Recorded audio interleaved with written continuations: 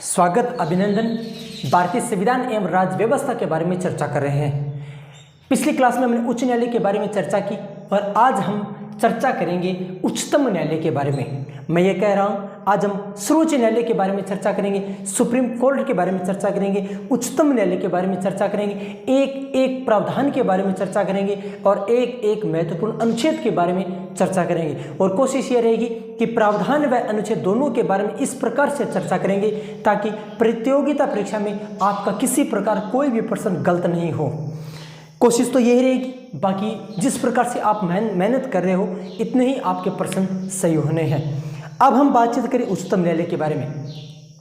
अगर बातचीत करें कि उच्चतम न्यायालय का प्रावधान क्या भारतीय संविधान में है या नहीं है, क्या उच्चतम न्यायालय एक संवैधानिक संस्था है या नहीं है, इनके बारे में हम विस्तार से चर्चा करेंगे। तो अगर बात करें तो उच्चतम न्यायालय एक संवैधानिक संस्था मानी जाती है। उच्चतम न्यायालय एक संवैधानिक संस्था मानी जाती है क्योंकि उच्चतम न्यायालय का जो उल्लेख है वो भारतीय संविधान में किया गया है। अब हम बातचीत करें कि भारतीय संविधान में कहाँ किया गया है कि भारत में एक उच्च न्यायालय होगा। तो अगर हम बातचीत करें भारतीय संविधान की तो भारतीय संविधान के भाग नंबर 5 में उच्चतम न्यायालय का प्रावधान मिलता है। जब हम भाग नंबर 5 का जब अध्ययन करेंगे तो उसमें उच्चतम न्यायालय के बारे में विस्तार से जानकारी मिलती है। आपने कहा कि हमें तो भाग का अध्ययन नहीं करना है, हमें तो अनुच्छेदों का अध्ययन करना है। तो अनुच्छेद का अगर अध्ययन करेंगे तो पता चलेगा कि जब हम भारतीय संविधान के अनुच्छेद 124 से लेकर भारतीय संविधान के अनुच्छेद 124 से लेकर 147 तक 124 से 147 तक जब हम अनुच्छेद पढ़ते हैं तो हमें जानकारी किसके बारे में मिलती है, उच्चतम न्यायालय के बारे में जानकारी मिलती है। प्रश्न आपका ये रहा कि क्या वर्तमान में जो उच्चतम न्यायालय जो नई दिल्ली में स्थापित किया गया है, क्या वो ही उच्चतम न्यायालय पहले था या इससे पहले भी कोई उच्चतम न्यायालय बनाया गया था, या अंग्रेजों के समय भी कोई उच्चतम न्यायालय था। तो इस प्रकार की अगर पूरी कहानी को हमें पढ़ना है तो हमें अंग्रेजों के समय चलना पड़ेगा। पीछे के समय की बात करें तो सबसे पहले 1773 में, एक बार मैं आपको बता रहा हूँ वो आपको लिखना नहीं है, मैं विस्तार से एक एक बिंदुओं को आपको लिखवाऊंगा, लेकिन पहले चर्चा कर लेते हैं। 1773 के रेगुलेटिंग एक्ट में उच्चतम न्यायालय का सर्वोच्च न्यायालय का प्रावधान किया गया था। प्रावधान ये किया गया था कि 1773 के जो रेगुलेटिंग एक्ट बनाया गया था, इस एक्ट में सर्वोच्च न्यायालय का प्रावधान किया गया था। तो अब आपका प्रश्न ये है कि क्या सर्वोच्च न्यायालय की पहले कोई स्थापना हुई थी? तो उस समय हुई थी, लेकिन वो 1773 में नहीं हुई थी, उस समय 1774 में हुई थी। और 1774 में एक सर्वोच्च न्यायालय की स्थापना की गई थी। क्या इसके कोई न्यायाधीश, अगर न्यायालय है तो इसमें न्यायाधीश तो आना ही आना। तो इसमें एक जो मुख्य न्यायाधीश के रूप में जिन्होंने ज्वाइन किया था वो लॉर्ड इम्पे थे। हम पढ़ते हैं लॉर्ड इम्पे इस रेगुलेटिंग एक्ट के तहत एक सर्वोच्च न्यायालय की स्थापना की गई थी। इस सर्वोच्च न्यायालय के मुख्य न्यायाधीश थे, इस सर्वोच्च न्यायालय के मुख्य न्यायाधीश थे। इसके बाद में क्या होता है उसके बारे में चर्चा करते हैं। तो सबसे पहले ये कुछ बातें अपन लिख लेते हैं विस्तार से, उसके बाद में आगे हम भारत शासन अधिनियम 1935 का भारत शासन अधिनियम के बारे में चर्चा करेंगे। इसके तहत भी एक न्यायालय का प्रावधान किया गया था और ये जो न्यायालय बनाया गया था, जो भारत शासन अधिनियम 1935 के माध्यम से, वो आगे चल के भारत का उच्चतम न्यायालय बना था। पहले कुछ बातें इनके बारे में लिख लेते हैं, फिर इसके बारे में चर्चा करेंगे।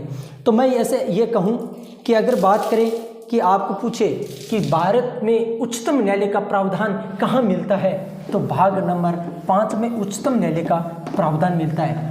आपसे पूछे कि भाग नंबर 5 से हमें कोई लेना देना नहीं है, हमें तो ये बताओ अनुच्छेद का, तो भारतीय संविधान का अनुच्छेद 124 से लेकर 147 तक इनका प्रावधान मिलता है।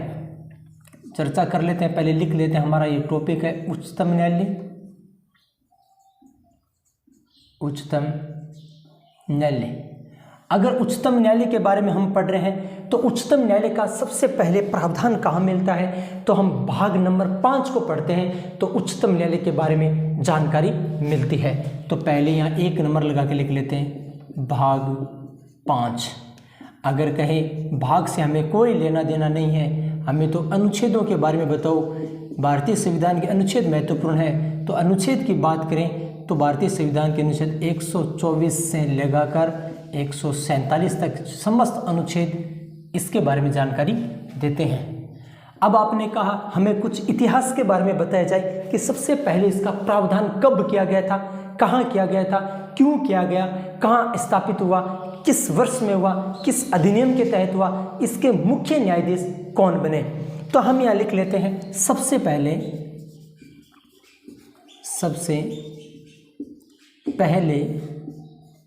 1773 का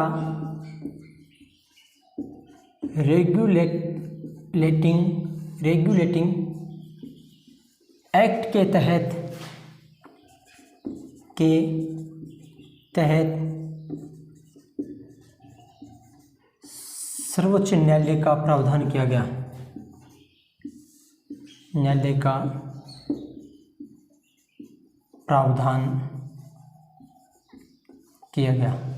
कोई बात नहीं, प्रावधान की बात करें तो 1773 का रेगुलेटिंग एक्ट, क्या इस प्रावधान के तहत ही स्थापना हुई?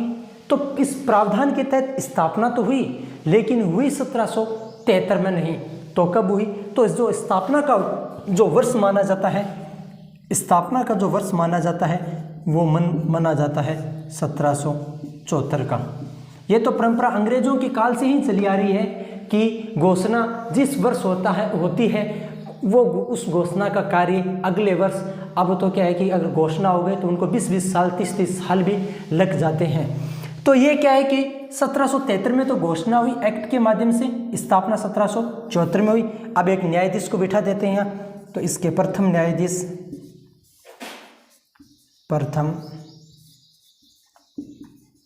न्यायाधीश लॉर्ड इम्पे।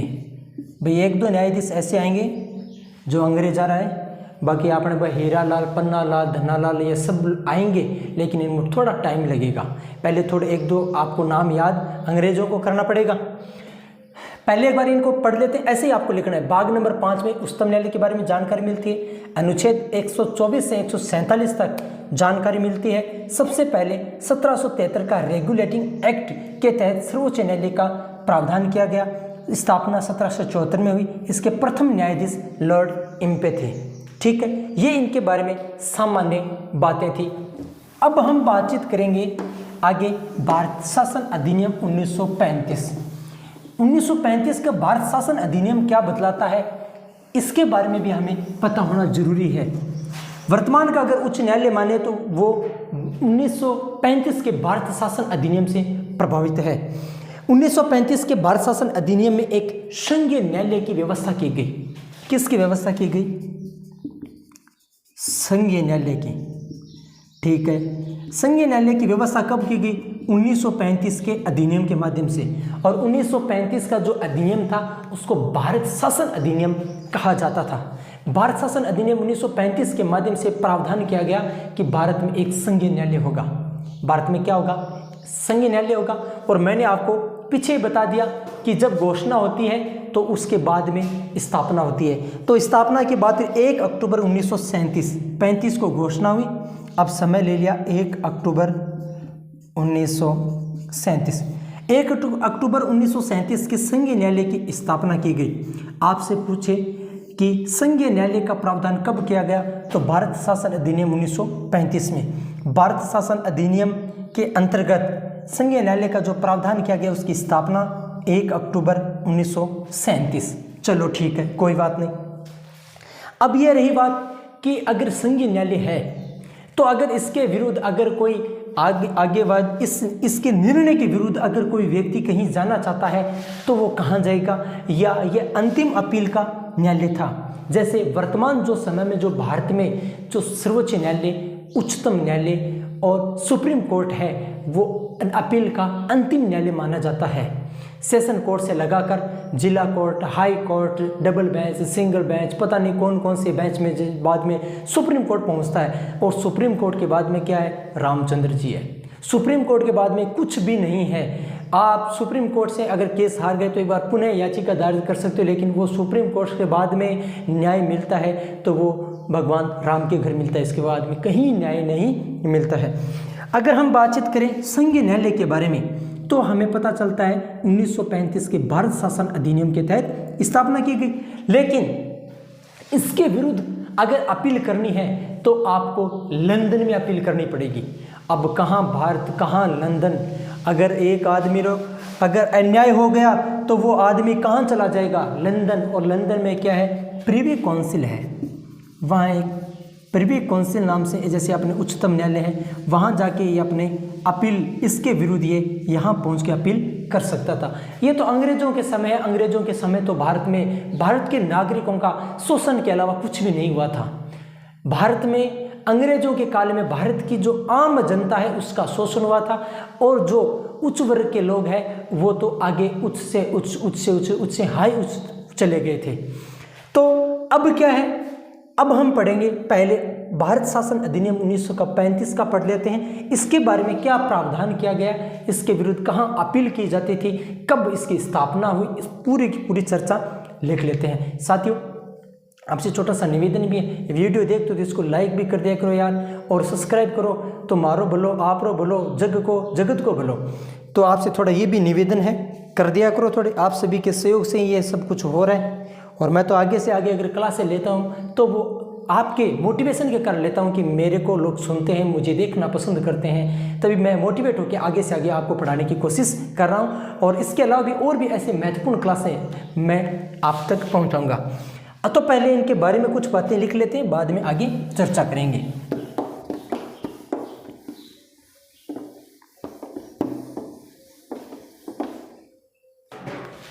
अब हम बातचीत कर रहे हैं 1935 का भारत शासन अधिनियम। भारत शासन अधिनियम 1935 का जो भारत शासन अधिनियम है वो क्या कहता है। अब 1935 में जो भारत शासन अधिनियम अंग्रेजों के काल में जो लाया गया था, इसके तहत क्या हुआ, इसके तहत हुआ इन्होंने ये कहा कि भारत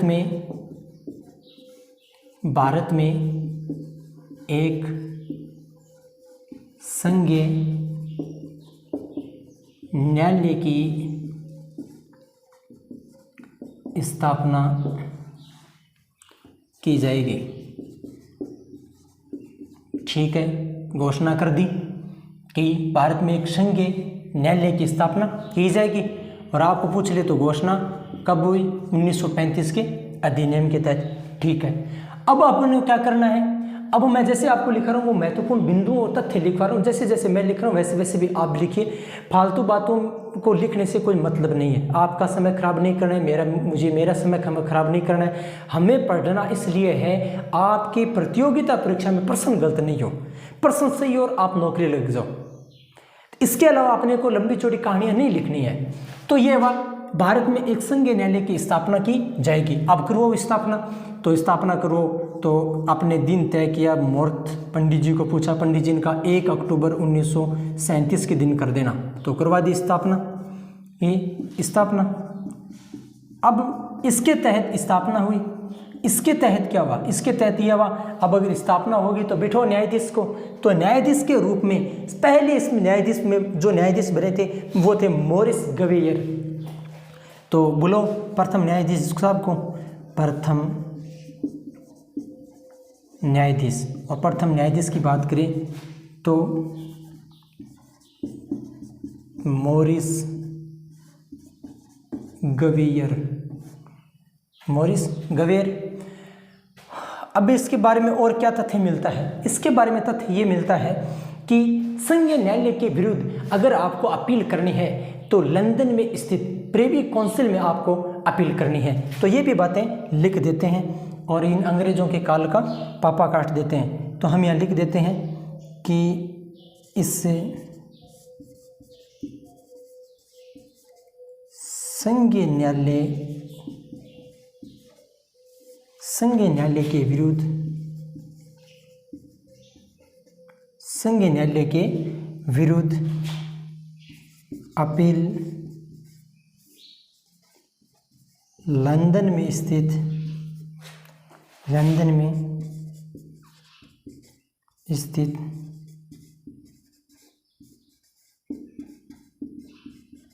प्रिवी काउंसिल में की जाती थी। अब ये रहा, एक बार इनको पुनः पढ़ लेते हैं। हम पढ़ रहे हैं भारत शासन अधिनियम 1935 का। इसमें प्रावधान यह किया गया कि भारत में एक संघीय न्यायालय होगा। ठीक है, कोई बात नहीं, स्थापना करो 1 अक्टूबर 1937 को। इसके अलावा प्रथम जो न्यायाधीश थे वो मॉरिस गवेरे थे। ठीक है, बना दिया। इस संघीय न्यायालय के विरुद्ध अगर अपील करनी है तो लंदन में करनी है, और लंदन में कहाँ होगी? प्रिवी काउंसिल में। ये हमारा भारत शासन अधिनियम 1935 का अधिनियम, और इस अधिनियम के माध्यम से जो प्रावधान किए गए, इस प्रावधान के बारे में हमने विस्तार से चर्चा की है, अध्ययन किया है। अब साथियों, हम बातचीत करेंगे हमारे वर्तमान समय में जो उच्च न्यायालय, उच्चतम न्यायालय है, इसके बारे में चर्चा कर लेते हैं। तो वर्तमान समय में आपको पता ही है, जो भारत में उच्च न्यायालय है, उच्चतम न्यायालय है, सर्वोच्च न्यायालय है, सुप्रीम कोर्ट है, वो नई दिल्ली में, और इसकी स्थापना हुई थी 28 जनवरी 1950 को। कोई बात नहीं। इसके अलावा कौन इसके प्रथम मुख्य न्यायाधीश बने, क्या क्या इसके अधिकार है, कैसे इसका गठन किया गया, पूरी की पूरी हम कहानी के माध्यम से चर्चा करते हैं। अब हम बातचीत करते हैं भारत के वर्तमान उच्च न्यायालय के बारे में। साथियों, अगर वर्तमान उच्चतम न्यायालय के बारे में अगर बातचीत करें तो वर्तमान में जो उच्चतम न्यायालय है वो पहली बात नई दिल्ली में स्थित है। चलो ठीक है। स्थापना के वर्ष पूछे तो 28 जनवरी 1950 में की गई थी। कोई बात नहीं, ठीक है। इसके अलावा अब हम पढ़ेंगे अनुच्छेद के बारे में, और अनुच्छेद के बारे में पहले भी हमने पढ़ा था। ऐसे आपको एक एक अनुच्छेद याद होना चाहिए। हम क्या कि अनुच्छेदों के माध्यम से चर्चा करते हैं, अनुच्छेद प्रावधान दोनों याद होते हैं। धीरे धीरे जैसे बार बार अपन अध्ययन करेंगे तो एक एक अनुच्छेद का जो प्रावधान है वो प्रावधान हमें मौखिक रूप से याद हो जाएगा। अनुच्छेद तो 395 ही है, 395 बातें आप आराम से याद रख सकते हैं, लेकिन इसको क्या बार बार पढ़ते हैं तो वो अपने क्या मौखिक रूप से याद हो जाती है। अगर हम बातचीत करें तो 124 से लगाकर 147 तक एक एक अनुच्छेद के बारे में चर्चा करके हम इस उच्चतम न्यायालय टॉपिक को पढ़ेंगे। तो सबसे पहले अगर भारतीय संविधान का अनुच्छेद 124 के बारे में अध्ययन करें तो इसमें जानकारी मिलती है भारत में एक सर्वोच्च न्यायालय, उच्चतम न्यायालय, सुप्रीम कोर्ट होगा।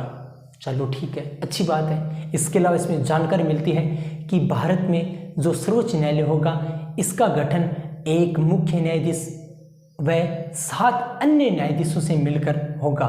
मैं ये कह रहा हूँ कि सबसे पहले उच्चतम न्यायालय का जो गठन किया गया था वो 8 न्यायाधीशों को लेकर किया गया था, और आज भी वो 8 ही है। संसद विधि के माध्यम से नए न्यायाधीशों की नियुक्ति करती है। अब की बार फर्स्ट ग्रेड के पेपर में यही प्रश्न आया था। इस टॉपिक से 2 प्रश्न आए थे, दोनों प्रश्न मैं आपके सामने रखूंगा, आप इसको आराम से सुने। जो न्यायाधीश का जो सर्वोच्च न्यायालय में, सुप्रीम कोर्ट में, उच्चतम न्यायालय में जो प्रावधान किया गया है वो 1+7 का किया गया है। आप इसको 1+7 कहो या आप इसको 8 कहो, लेकिन जो प्रावधान किया गया है वो है। आप कहा कि सर वर्तमान में तो 1+33 है, तो 1+33 वर्तमान में है, लेकिन इसके मूल गठन की बात करें तो मूल गठन में ये बातें बतलाता है। एक मुख्य न्यायाधीश व 7 अन्य न्यायाधीश, या मुख्य न्यायाधीश सहित 8 न्यायाधीशों का गठन होगा, और इसके माध्यम से इनका गठन किया गया है। अब कि आपको अगर पूछे कि इसके प्रथम मुख्य न्यायाधीश कौन थे तो हीरालाल जे कानिया साहब इसके प्रथम मुख्य न्यायाधीश थे। चलो कोई बात नहीं। स्थापना 28 जनवरी 1950 में की गई। ठीक है। अब यह रही कि उस समय जब 1+7 के माध्यम से इसका गठन किया गया, लेकिन वर्तमान में तो 1+33 हो गए, तो ये जो न्यायाधीशों की जो संख्या में जो वृद्धि की जा रही है वो कौन करता है, कैसे करता है, क्यों करता है? तो आपको पता ही है भारत एक बहुत बड़ा देश है, और भारत एक लोकतांत्रिक देश है, और इस लोकतांत्रिक देश में अगर न्यायालय नहीं है तो कुछ भी नहीं है। हमारे ईश्वर भगवान माना जाए तो वो एकमात्र हमें जो जिससे उम्मीद है और जो हमारे काम को कर सकता है वो एकमात्र न्यायपालिका है। बाकी तो आम आदमी, गरीब आदमी को लूटने में लगे हुए हैं। अब हम बातचीत करें तो हमारा जो टॉपिक है वो ये है, इसका गठन के बारे में बातचीत की। मैं ये कह रहा हूँ उच्च न्यायालय में अगर न्यायाधीशों की संख्या में वृद्धि करनी है तो उसका जो काम था वो राष्ट्रपति साहब का था, लेकिन अगर आपको उच्चतम न्यायालय में अगर न्यायाधीशों की संख्या में वृद्धि करनी है तो कौन करेगा? तो यहाँ आपको याद रखना है, यहाँ संसद करेगी। दोनों को आप नोट लगाकर, स्टार लगाकर, या आप इसको 5 स्टार करके, जैसे मन मर्जी में जचे वैसे करो, लेकिन ये आपको याद होना जरूरी है। मेरी बात को शायद आप लोगों को समझ में आ गई। अगर मेरी बात को आप लोगों को समझ में आई है तो अपन एक बार विस्तार से एक बार चर्चा कर लेते हैं भारतीय संविधान के अनुच्छेद 124 के बारे में। भारतीय संविधान का अनुच्छेद 124 क्या बातें बतलाता है, इनके बारे में अध्ययन कर लेते हैं, चर्चा कर लेते हैं।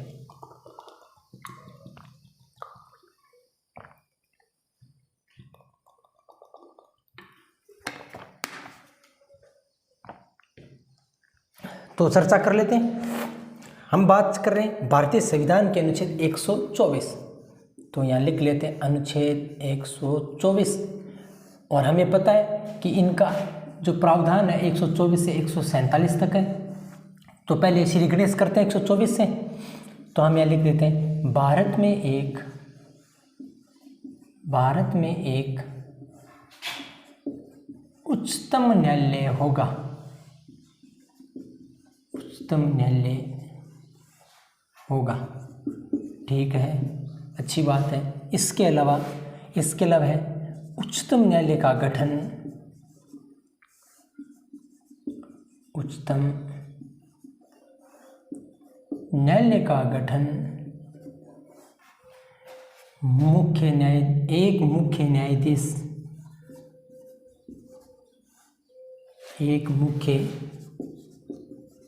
न्यायाधीश व 7 अन्य न्यायाधीश से मिलकर होगा।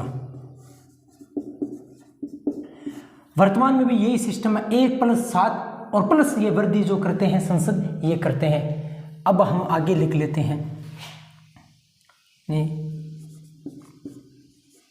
पहले इनके बारे में लिख लेते हैं संख्या वृद्धि में। उच्चतम न्यायालय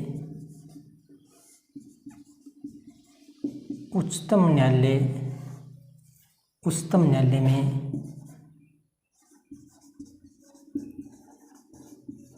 न्यायाधीशों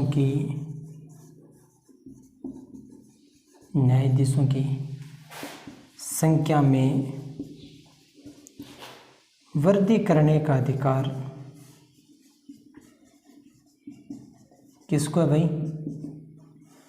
अधिकार संसद को है, संसद को है। इसके अलावा बातचीत कर लेते हैं, ठीक है, कोई बात नहीं, संसद को है।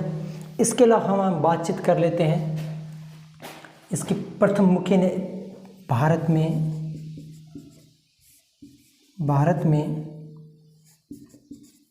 उच्चतम लिख देते हैं, आपको समझ में आ जाए। उच्चतम न्यायालय भारत में उच्चतम न्यायालय की स्थापना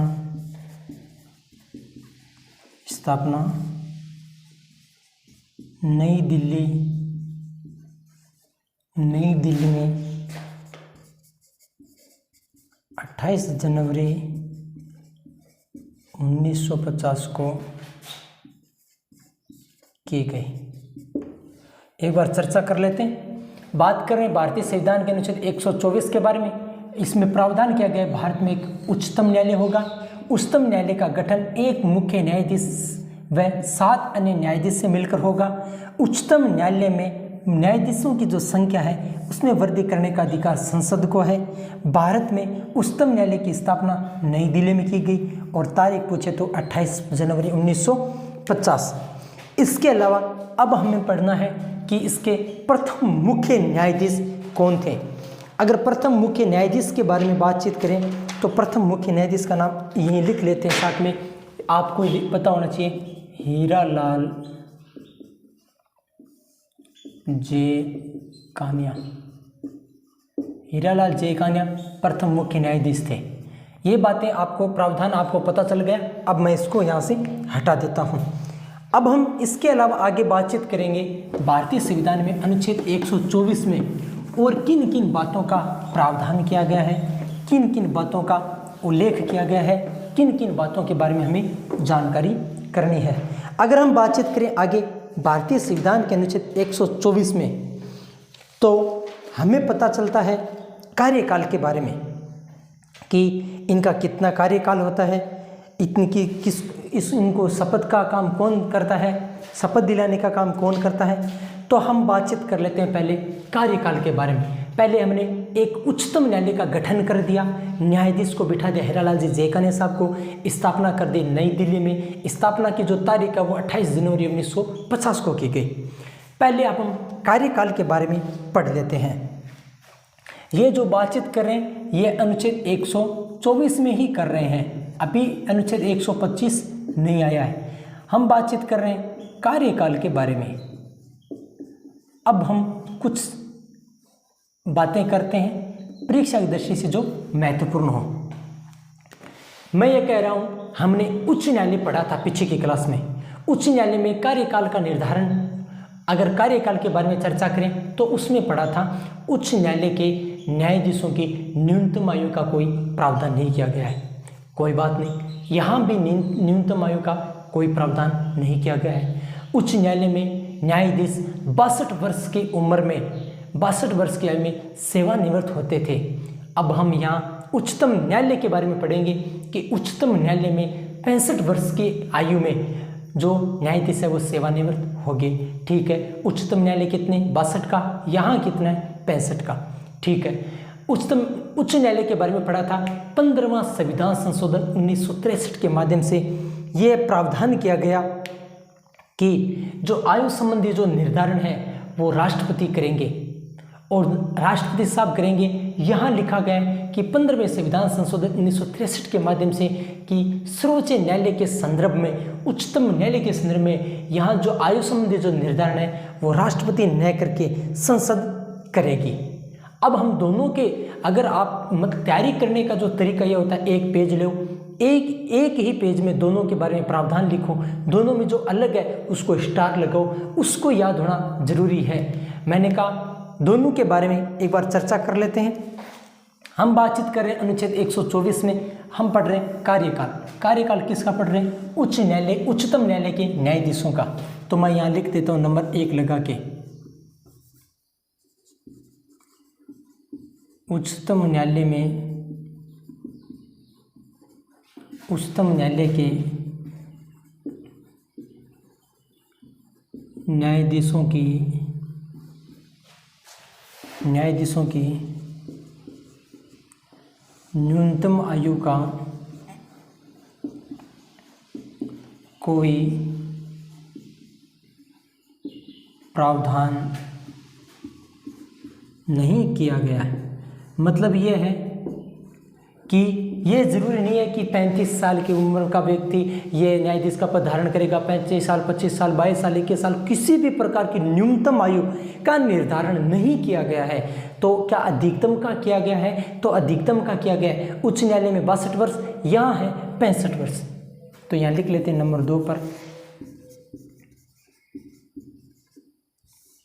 उच्चतम न्यायालय के न्यायाधीश, उच्चतम न्यायालय के न्यायाधीश 65 वर्ष की आयु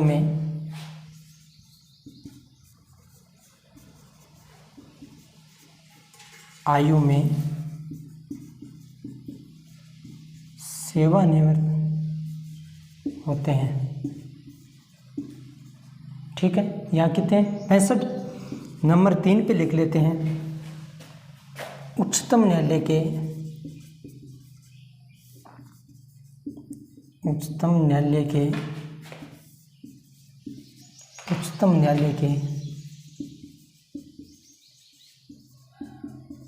न्यायाधीशों की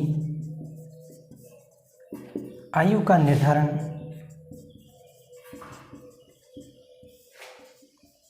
संसद करेगी। बात समझ में आई? पहले एक बार चर्चा कर लेते हैं। बात कर रहे हैं भारतीय संविधान के अनुच्छेद 124 के बारे में। कार्यकाल के बारे में उल्लेख मिलता है। उच्चतम न्यायालय के न्यायाधीशों की न्यूनतम आयु का कोई प्रावधान नहीं है। अगर पूछ ले कि उच्चतम न्यायालय के न्यायाधीश बनने के लिए न्यूनतम आयु की आवश्यकता होती है, प्रश्न तो कैसे भी पूछ सकता है। प्रश्न की तो कल्पना ही मत करो। प्रश्न सरल आने, प्रश्न बंद हो गए। प्रश्न का जो स्तर है वो काफ़ी बढ़ गया है। आपको वस्तुनिष्ठ प्रश्न हल करके अपनी योग्यता का, अपनी जो तैयारी का परीक्षण करना चाहिए। मैं ये कह रहा हूँ कि उच्चतम न्यायालय में न्यायाधीश बनने के लिए न्यूनतम आयु का कोई प्रावधान नहीं किया गया। अधिकतम की हमें चर्चा कर ली कि 65 वर्ष की आयु होती है तो वो रिटायरमेंट हो जाता है। और उच्चतम न्यायालय में जो न्यायाधीशों की आयु का जो निर्धारण है उसका काम कौन करती है? संसद करनी। इनको आप स्टार लगा के लिख लीजिए। अब हम पढ़ेंगे शपथ के बारे में। चलो ठीक है, इनको हमने क्या करा दी, इनके कार्यकाल के बारे में चर्चा कर ले। अब कार्यकाल के बारे में अब हम पढ़ेंगे, इनकी शपथ के बारे में चर्चा कर लेते हैं कि इनकी शपथ का क्या प्रावधान किया गया है। अगर शपथ से पहले हम इनकी योग्यताओं के बारे में चर्चा कर लेते हैं, क्योंकि पहले इनको किसी न्यायाधीश को चुन लेते हैं, बाद में उनको शपथ दिलाते हैं। तो योग्यताओं के बारे में चर्चा कर लेते हैं। पहले ये भी योग्यता का भी उल्लेख कहाँ किया गया है? भारतीय संविधान के अनुच्छेद 124 में किया गया है। चलो ठीक है, कोई बात नहीं। योग्यता में पहली योग्यता तो सबको पता है। पहली योग्यता तो भारत का नागरिक होना चाहिए। अगर कोई व्यक्ति भारत का नागरिक है तो वो उच्चतम न्यायालय में न्यायाधीश बन सकता है। लेकिन अब हम बात करेंगे और योग्यता की। और योग्यता कौन सी है? भारत में तो 135 करोड़ की जनसंख्या है। क्या वो सब उच्चतम न्यायालय में न्यायाधीश बनती है? वहाँ तो अभी आप सोचो, सर्वोच्च न्यायालय में 33 न्यायाधीश है, 34 न्यायाधीश है। अब मानो 134-35 करोड़ की जनसंख्या में से अगर वहाँ 34 आदमी पहुँचते हैं तो उनकी क्या योग्यता होनी चाहिए? अब आप ये मत कर देना उनकी 1000 योग्यता होती है या 500-800। इनकी मात्र 2 योग्यता होती है। अब 2 योग्यता है तो उनमें से एक योग्यता तो भारत का नागरिक होना चाहिए। इसके अलावा हम एक और योग्यताओं का बात करेंगे, योग्यता के बारे में। अगर वो योग्यता है तो उच्चतम न्यायालय में न्यायाधीश बनाया जा सकता है। अब ये योग्यता है, इसका मतलब ये खतरनाक वाली योग्यता है जो हर किसी में नहीं पाई जाती है। वो तो एक क्रीम होता है जो मतलब करोड़ों की जनसंख्या में एक पाया जाता है। तो उनके बारे में बातचीत कर लेते हैं कि दूसरी योग्यता है कि भारत के किसी उच्च न्यायालय में 5 वर्ष तक न्यायाधीश रहा हो। कि ऐसा व्यक्ति भारत का नागरिक हो और वो 5 वर्ष तक किसी भी उच्च न्यायालय में न्यायाधीश के पद पर कार्य किया हो। ये कहा कि 2 नंबर योग्यता तो हम में नहीं है। तो एक वापस दिया गया या लगाकर कहा गया है कि अगर ये भी योग्यता है तो आपको बनाया जा सकता है। तो वापस चर्चा करो कि अगर कोई व्यक्ति उच्च न्यायालय में 10 वर्ष तक अधिवक्ता के रूप में काम किया हो। भाई अगर उच्च न्यायालय में 5 साल तक न्यायाधीश के रूप में काम नहीं किया है तो वो क्या 10 वर्ष तक किसी अधिवक्ता के रूप में काम किया है उच्च न्यायालय में, तो भी उसको बनाया जा सकता है। कि साहब ये भी नहीं है तो नहीं है, तो एक योग्यता और है। वो कौन सी? कि राष्ट्रपति की नज़र में कानून का जानकार होना चाहिए, विशेषज्ञ होना चाहिए। राष्ट्रपति नज़र का मतलब होता है मंत्री परिषद की नज़र। अमित शाह से आपकी सेटिंग है तो आपको बनाया जा सकता है। राजनाथ सिंह से, अमित शाह से, नरेंद्र मोदी जी से, इनसे अगर आपकी अच्छी पटती है, सेटिंग है तो बनाया जा सकता है। लेकिन आपके क्या होना चाहिए? विधि का विशेषज्ञ होना चाहिए। लेकिन आज तक राष्ट्रपति की नज़र में कानून के जानकार वाले व्यक्ति की नियुक्ति हुई नहीं है। तो इसका मतलब समझ लो कि किस प्रकार से योग्यताओं का निर्धारण किया गया है। एक बार पुनः चर्चा कर लेते हैं। बात कर रहे हैं भारतीय संविधान के अनुच्छेद 124 की और बात करें योग्यता के बारे में। तो एक एक योग्यताओं के बारे में यहाँ प्रावधान लिखते हैं, आपको भी पता होना जरूरी है। चलो लिख लेते हैं प्रावधान। पहला प्रावधान, भारत का नागरिकों, भारत का नागरिकों है भाई। नंबर 2 बताओ। तो ये कह रहा है कि वह किसी एक या एक से अधिक उच्च न्यायालय में, एक भी हो सकता है, एक से अधिक भी हो सकता है, उच्च न्यायालय में न्यायाधीश के पद पर कार्य किया हो, कि या तो एक न्यायालय हो या एक से अधिक न्यायालय, उच्च न्यायालय हो, वहाँ उसने न्यायाधीश के पद पर काम किया हो। क्या यह साहब ये तो नहीं है, तो या लगा दो यहाँ, और वापस नंबर 2 ही लिखते हैं, क्योंकि ये या में है, अथवा में है, या अथवा। तो इसमें जैसे पहले प्रश्न आता था ना, बड़े वाला प्रश्न, एक तो ये गाय पर लेख लिख दो, या आपको दीपावली पे लेख आता है तो दीपावली पे लिख दो, लेकिन अब वो प्रश्न आने बंद हो गए। तो हम बात करते हैं या, और या में क्या लिखते हैं, वह किसी उच्च न्यायालय में 10 वर्षों तक अधिवक्ता के रूप में काम किया हो,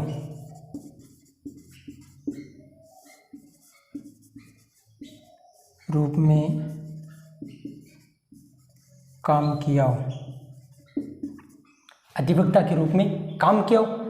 अब ये कहा कि अगर वह 5 साल तक एक या एक से अधिक उच्च न्यायालय में न्यायाधीश हो, तो न्यायाधीश नहीं है, तो 10 वर्ष तक अधिवक्ता के रूप में काम किया हो, ये भी नहीं है। या नंबर वापस 2 लगाओ, वह राष्ट्रपति की नज़र में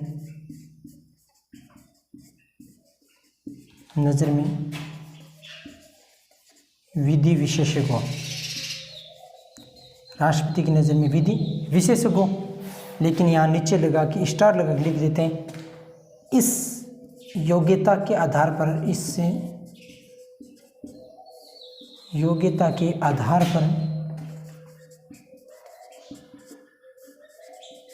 पर किसी भी व्यक्ति की नियुक्ति नहीं हुई है, व्यक्ति की नियुक्ति नहीं हुई है। चलो कोई बात नहीं, ये है योग्यता। एक बार पुनः चर्चा कर लेते हैं।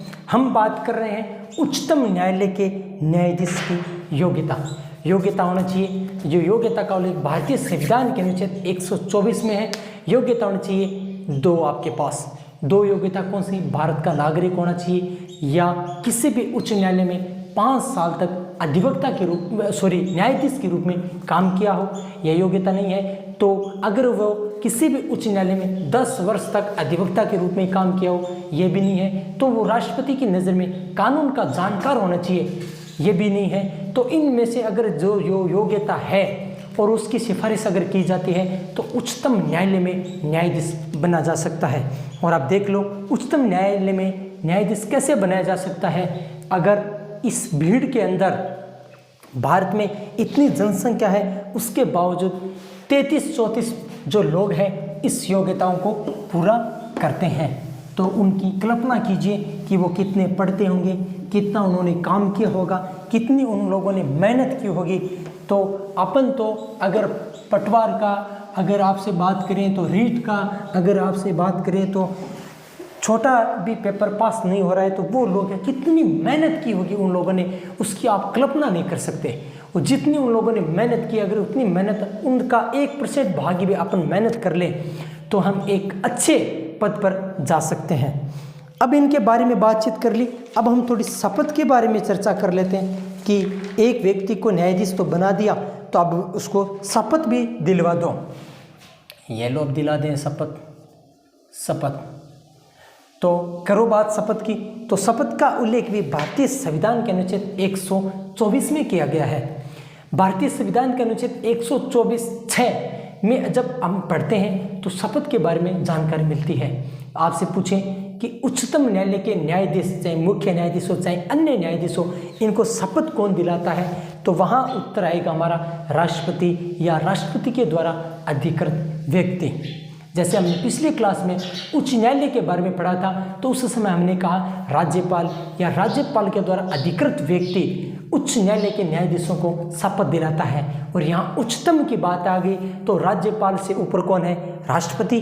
तो अब यहाँ केंद्र में बात करें तो यहाँ उच्चतम न्यायालय में राष्ट्रपति साहब क्या करते हैं? शपथ दिलाते हैं। कोई बात नहीं, वो शपथ लेते हैं। इस शपथ का प्रावधान कहाँ किया गया है? तो जो वो शपथ लेते हैं उस शपथ का प्रावधान अनुसूची 3 में किया गया है। अनुसूची 3 के बारे में जब अध्ययन करते हैं तो वहाँ शपथ के प्रावधान के बारे में जानकारी मिलती है। और अनुच्छेद के बारे में बातचीत करें तो 24(6) में इस चीज़ का उल्लेख किया गया है। तो हम शपथ के बारे में बातचीत कर लेते हैं। 124(6) कौन दिलाता है शपथ? तो यहाँ लिख लेते हैं राष्ट्रपति साहब या राष्ट्रपति के द्वारा